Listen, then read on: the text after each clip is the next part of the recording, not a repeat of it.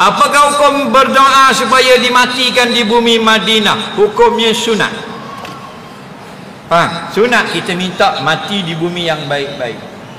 Okey? Sebab mati ni kita garanti. Cuma tak tahu siapa mati dulu. Bini kita ke atau kita mati dulu.